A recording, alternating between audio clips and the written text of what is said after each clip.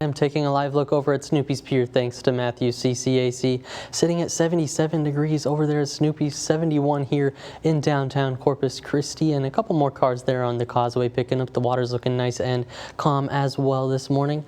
Getting a good look at our Monday, though, it was record-breaking at that 94 degrees is what we hit for the daytime high. That record was 93 back from 1995.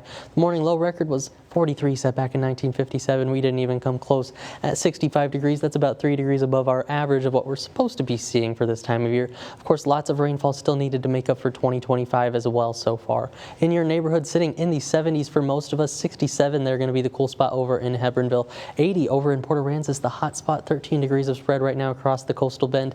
3 miles of visibility over there in Alice, going to be a little reduced, one to be mindful of as well as you're heading out the door, and 4.7 up there in Beeville this morning as well. As we're looking at the feels like temperatures throughout the afternoon, though, going to be a very toasty Tuesday, getting into the upper 90s by 2 p.m., feeling like 100 degrees from 3 to 5 p.m., so definitely want to be mindful of it as we head through our Tuesday. Drink the water, try to limit that time outdoors, of course, as well, because it's going to be just pretty warm out there. And as we're looking at the big weather picture, not too much on the board as we look at South Texas, but as we look into North Texas, between about Lubbock and San Angelo, that's where we're seeing that next cold front on the way. That's the one that's on the way by tonight, working its way into South Texas slowly but surely. It's going to be here by tonight and bring some more rain our way, but at the very least, more fall feels like temperatures. The current radar showing you nice and clear skies across the coastal bend right now, but the future tracker going to show you with that cold front's arrival by about 7 to 8 p.m. here in Corpus Christi. That's where we see a nice line of band of showers and rain along with it, but